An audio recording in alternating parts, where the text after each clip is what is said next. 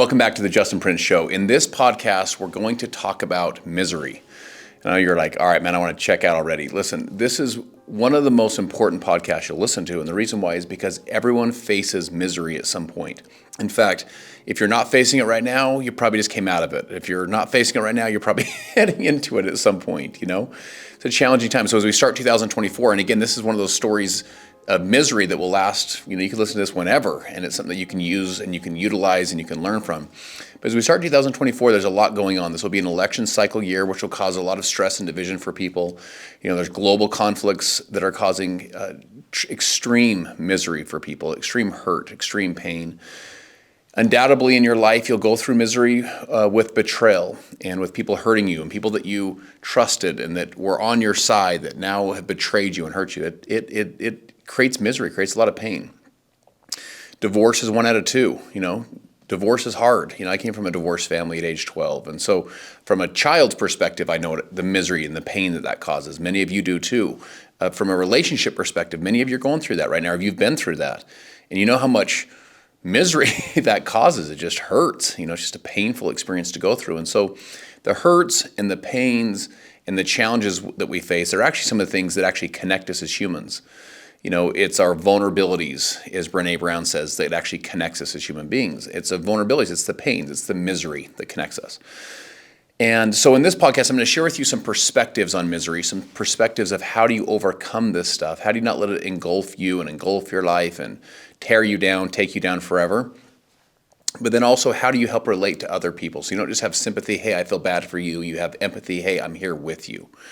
And you can walk with them through their path of the misery that they're facing and the challenges they're facing. And again, this is one of those subjects that we would rather not talk about, like we just talk about all the positive things, but the misery is actually an underlining theme. It's like a foundational theme that all of us will face in the journey of life at different waves, different times, different seasons. We'll go through pain, we'll go through misery. About 160 plus years ago, Victor Hugo wrote the famous book, Les Misérables. And Les Misérables is French. The title is French for the Misérables.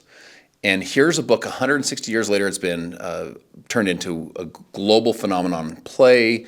It's been turned into a global phenomenon even movie with Anne Hathaway and Hugh Jackman. And it talks about the miseries of life. It's set back in the French Revolution.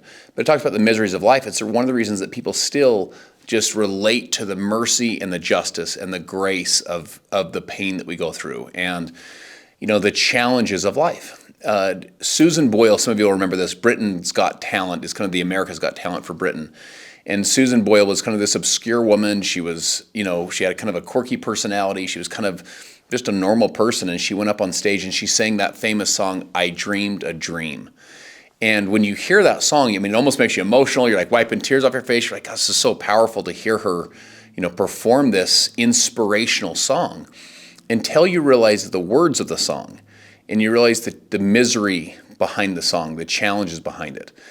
And that song comes from a character named Fantine. So Fantine is one of the famous characters in Les Misérables. She has a young daughter named Cosette. Cosette is taken from her and put into kind of a god-awful orphanage. And Fantine is doing everything she can as a single mother. And only a parent can understand, the things that they would be willing to go through to save a child. A mother specifically, a mother would give everything. And so as Cosette is put into this god-awful orphanage, Fantine's doing everything she can to protect her daughter, to get her daughter back, to take care of her daughter. So she starts working at this kind of terrible factory.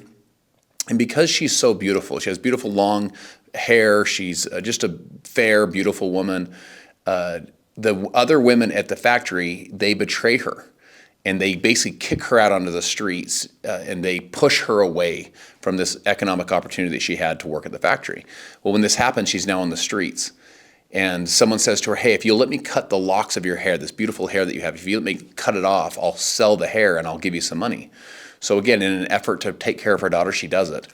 Then someone says, hey, if you'll give me the fillings in your teeth, then I'll give you money for it. And here she is in her most desperate time as a mother and as a woman trying to take care of her daughter Cosette, that she gives them the fillings of her teeth, as you can imagine, rips her teeth out. And then in the ultimate act of desperation, she's basically emotionally and mentally beaten down into prostitution. And so she lays on her back when she sings the song, I Dreamed a Dream. And I want to share with you the words of this song, because some of these words are things that you can extract from Victor Hugo's writing and say, okay, how do we apply these today? You know, how do we use this stuff to make through our own misery? She says, I dreamed a dream in time gone by, when hope was high and life was worth living. I dreamed that love would never die. I dreamed that God would be forgiving.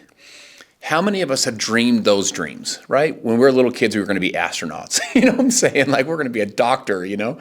Or we had a picture of a poster of a Ferrari on our wall, or a Lamborghini, and we're like, God, it's my dream, you know? Or we're going to be a nurse when we grew up, or a firefighter, or whatever. It was, we dreamed dreams in time gone by when our hope was high and our life was worth living. So many of us can relate to that. These dreams that were in our heart, these dreams that were in our soul, that we were going to accomplish big things with our life.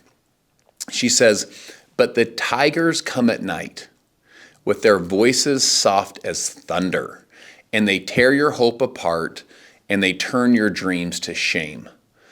She said, I had a dream my life would be so different from this hell I'm living.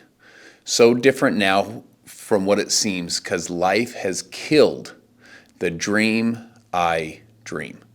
Whew, those are emotional words, even reciting them, sharing with you, because we can all relate to the tigers that come at night, or with their voices soft as thunder, things that tear your hope apart and they turn your dream to shame. It's the challenges and the pain that you've been through. And I know for so many of you, it's real stuff.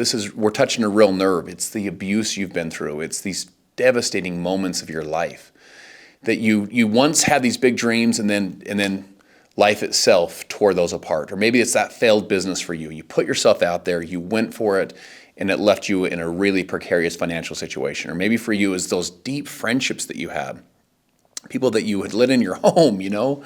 You'd taken the shirt off your back, and then they betrayed you, and you're just like, oh, how do I ever love again? How do I ever trust again? Those feelings are the things that turn your hope to shame. And they make you feel like you're living not in the dream state that you once imagined, but this hell that I'm now living, like Fantine was. And in my book, Be the One, I share a very simple 3-word formula that I want you to think about. It's a process. It's the dream, struggle, victory. 3 simple words: dream, struggle, victory. Now, here's what you want to know about this as you think about, how do you overcome this stuff? How do you make it through the misery? How do you make it through the pain? How do you come out the other side a better person, not a worse person? How do you come out the better side like a refined person versus someone that was destroyed? How do you come out the other side full of more gratitude and more grace and more love for people versus leaving saying more bitter and more hurt and more resentment? How do you make it through that process? The dream, struggle, victory is understanding the process. You know, all change begins with awareness. You know, you're kind of understand, okay, there's a process to all this stuff. The first lesson you'll learn from the dream, struggle, victory is they're all the same size. So for example, a big dream signs you up for a struggle equal to or commensurate to the size of the dream, and a victory equal to or commensurate to the size of the struggle. So you have a dream, a struggle, a victory. What a lot of us want in life, as you know, is big, huge dreams, super small struggles, big, huge victories. You know, it's just not how life works. Life is equal. And you can also have small struggles, but you have to have small dreams, right? And then small victories. So you can kind of choose. I always encourage people, dream big dreams. Dream dreams that inspire you. Dream dreams that inspire others. Big people aren't moved by small dreams. Your dream is fuel. It's fuel for your soul. And I know that's so easy to talk about and to think about and so on, but my friends, that's what you hold on to, is the hope, the dream, the goal, the aspiration, the vision. You have to hold on to that. If you don't hold on to that, you don't really have anything at some point, right? The vision that we're going to get through this. This is not the end. The vision that things will improve. That's the vision. Sun's coming up in the east. We're knocked down 6, we're up 7. This has not come to stay, this has come to pass. The vision, we're going to make it through this thing. We're going to be better for this, for having gone through this. That life's not happening to us, it's happening for us. This is actually all part of a gift, right? Second part, though, is the struggle. How do you make it through the struggle? First lesson I want to share with you is this: take good notes. When you're going through the struggle, take good notes. Why? People will relate more to your struggles than they will your victories. When you get to your victories and you talk about all your victories, people won't relate as much to the victories. They'll relate more to the struggle. They'll say, you had to go through that? Like that happened to you. And remember this, the bigger the struggle, the bigger the story, the bigger the struggle, the louder the applause when you cross stage. When you make it through this time, people will say the struggle was that deep and you came out of that deep, horrible, dark chasm, like standing ovation for you, right? Because you made it through. So the bigger the struggle, the bigger the story. You're writing an incredible story right now. You're writing, this is creating opportunity for you right now because you now get to go serve the person that you used to be. You say, I'm going through this incredible health challenge. Think of the people you're going to be able to serve as you make it through this. You say, I'm going through this really challenging divorce right now. Think of the people who will be able to relate to the challenges, and you'll be able to say, hey, listen, I understand how it feels. You're going through these challenges. Those are the people you'll be able to go serve. You can go serve the person that you used to be. And you can look at them with true empathy. Hey, I can help you get through this together versus just, I feel bad, the sympathy. I feel bad you're going through it. So remember, you're writing the story. The other thing I want you to know in the struggle section is to trust the redirect. Trust the redirect. Trust that God is in the details of your life. Trust that God knows what's happening, that God's real, and he's saying, listen, I'm going to redirect your path right now, and you're going to make it through this season or this section of the process of the struggle. Trust the redirect. You say, but yeah, I wanted to go this direction, and God kind of moves you over here, and you say, I don't want to go this one. I wanted to go that one. Listen, trust the redirect. Trust that God's in these details of your life. He understands what's happening. Now, when you get to the victory section, that's when you remain humble in victory. Because you remember that all that you earned, this struggle teaches you so on. But remember this, my friends, the struggle's not your story. Don't own the story of the struggle. Stop identifying only with the story of the struggle. I know this can be hard to hear because sometimes what happens is we hold on to the story of the struggle because it gives us part of our identity. I am divorced. I have been betrayed. This is what happened to me. These pains are real. The abuse was real. Hey, listen, I understand that, but that's not the story. The story is how you overcome all this and get to the victory section. Don't own the story of the struggle. Don't own the resentment of the struggle. Don't own the bitterness of the struggle. Own how you made it through that bitterness, through that resentment into the victory section. You've heard the old idea of when you hold on to that resentment, it's like you drinking the poison and then hoping someone else dies. No, when you can learn to forgive, you don't have to forget, but you learn to forgive and you make it through the misery of it and the pain and the hurt that it causes, you're the one that makes it to the victory, and you now have that lesson to teach versus the one that owns the struggle section, that stays in it. I had a friend years ago that showed me pictures. He's a deer hunter. He's up in the mountains, and he shows me these pictures on his phone, on his iPhone like this. He's flipping them across. Of these big, huge mule deer, these two big bucks, right? And they had clashed their horns in a fight, and the antlers had gotten entangled with each other where they couldn't get out. And he shows me this picture of him pulling up in his pickup truck. He shows me the picture like this on his phone. He goes, check this out, and it shows the two deer. The one deer had died. It was just a carcass. And the other deer had been dragging this carcass through the mountains. And it's just, as you can imagine, the weight and the pressure on its neck, on its shoulders, and as it was kind of dragging this deer through the mountains. And he shows me the next slide on his pictures, and it's one of the guys that he was with had a shovel and was trying to help the deer dislodge the antlers. And he shows the next slide, and the deer was free. It was set free. It had untangled it. They finally got it done to where it left this dead carcass of the other deer that's been fighting, of all that weight, all that trauma, all that pressure. Because remember, that weight and trauma and pressure of the dead deer was going to kill the deer. At some point, it wasn't going to be able to live like this forever. It couldn't drag it out forever. It was dislodged. It finally was free, and it showed it walking away. And then check this out. He shows me the next picture, and guess what the next picture was? The deer did what a lot of us do. It went back to the deer that was already dead, laying there on the ground, and started fighting it again. It went back to all the pain. It went back to the identification that it had of this is my story, this fight, this challenge, this anger, this resentment, this betrayal. This is my story. My friend, that's not your story. Your story is how you overcame all this stuff. The story is how you went from the struggle section to the victory section. The story is how you made it through this, and how you made it through with a bigger heart, not a smaller heart, with more grace, not more justice and revenge. That's the challenge. The other thing you want to say to yourself is, how do you convert the hurt? How do you convert all this pain into fuel? Where instead of it destroying your future, it guarantees your future. You're like, this will not be the last word for my story. I'm coming back, and I'm coming back stronger. You convert it. So think about it this way. The sun has the solar rays. What does a solar panel do? A solar panel is a converter. It takes solar energy and it converts it into electrical energy. A wind turbine or a water turbine does the same thing. It takes the power of the water and it churns it through a conversion process where it goes from like the energy of the water into electrical energy. It's a conversion process. The same thing can happen with all the pain that you're feeling right now, all the angst that you're feeling right now. You can convert it from pain to fuel. And here's what I want you to know. The pain can go into a conversion process to where you can first be like, you know what? Grit your teeth. I'm going to make it through this, and like I'll show them. Okay, that's the kind of that revenge or the angst of it. I understand that, but I want you to know something, my friends. That will burn like gunpowder. It's going to burn super hot and it will burn super fast.